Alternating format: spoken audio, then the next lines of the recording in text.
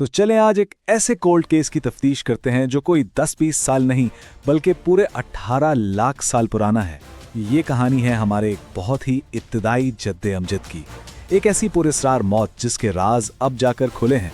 तो आइए इस कदीम जुर्म की गुत्थी को मिलकर सुलझाते हैं। तो कहानी शुरू होती है 1960 में तंजानिया के ओल्ड वाइगॉरेट से। यहाँ माहिर आसार कदीमा जोनाथन लेकी को कुछ ऐसा मिला जिसने इंसानी इर्तिका के बारे में हमारी सोच को हमेशा के लिए बदल कर रख दिया।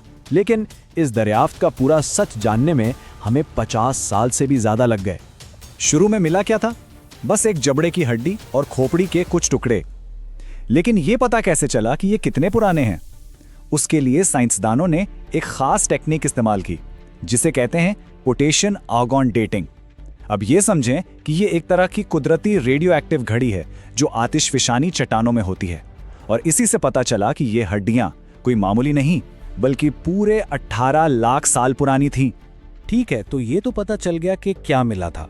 अब आते हैं असल सवालों पर कि ये कौन था ये 18 लाख साल पुराना शिकार, और इससे भी बड़ा सवाल, इसकी मौत कैसे हुई। चलें इन सवालों के जवाब ढूंढते हैं। तो मिलवाइए होमो हैबिलिस से, जिसे हैंडीमैन के नाम से भी जाना जाता है। अब ये नाम क्यों पड़ा? भाई इसकी एक ऐसी सलाहियत की वजह से जिसने सब कुछ बदल दिया, और वो थी पत्थर के औजार बनाने की सलाहियत।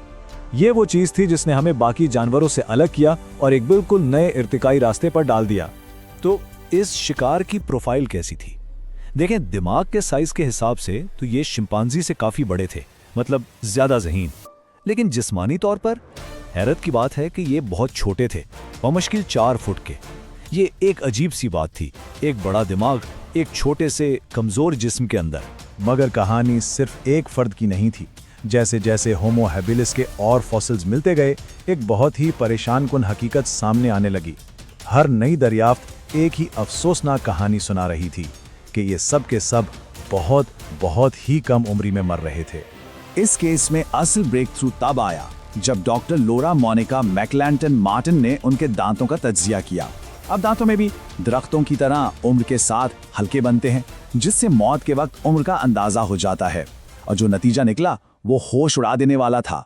उनकी औसत उम्र सिर्फ 12.8 साल थी। इस अदद को जरा समझने की कोशिश करें।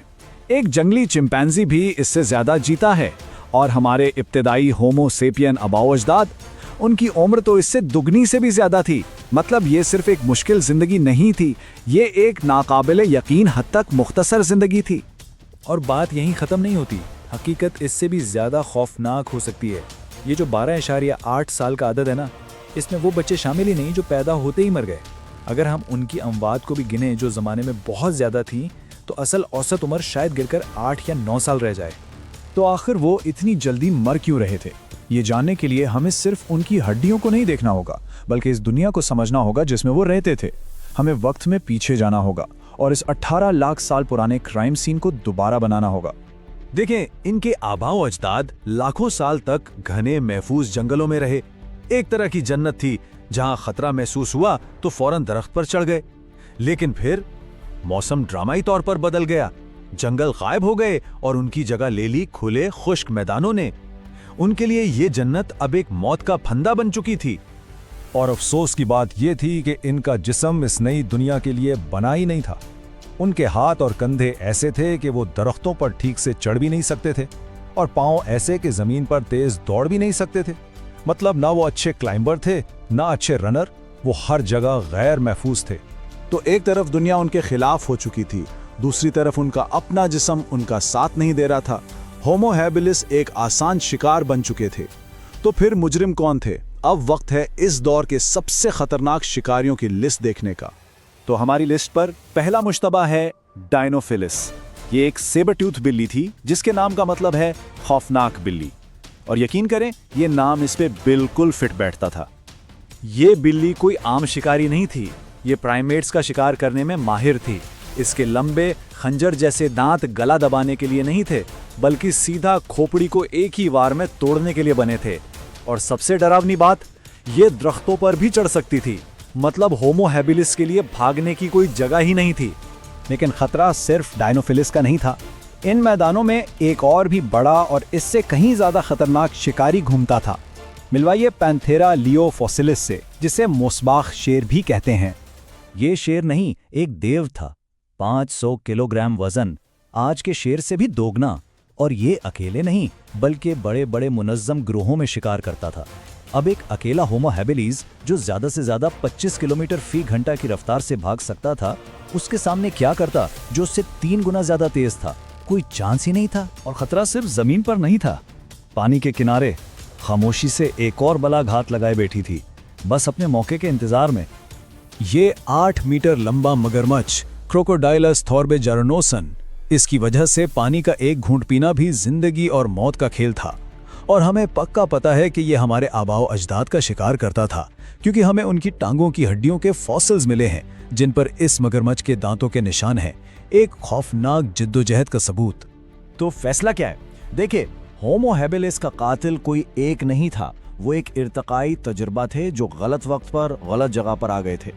वो एक ऐसी बेरहम दुश्मन दुनिया के लिए बिल्कुल भी तैयार नहीं थे, जहां हर कोने पर मौत उनका इंतजार कर रही थी।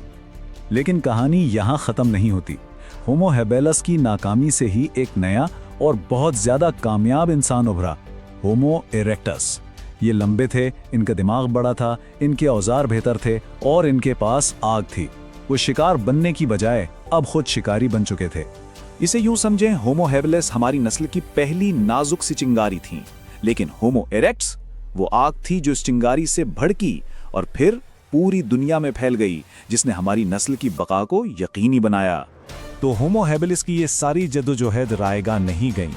इनकी इसी मुश्किल ने इन खुसूसियात को जन्म दिया जो आज इंसान की पहचान है: ज़हानत, मिलकर काम करना और टेक्नोलॉजी। इनकी कुर्बानियों की वजह से ही आज हम यहाँ मौजूद हैं। तो उनकी कहानी हमें एक बड़े सवाल के साथ छोड़ जाती है।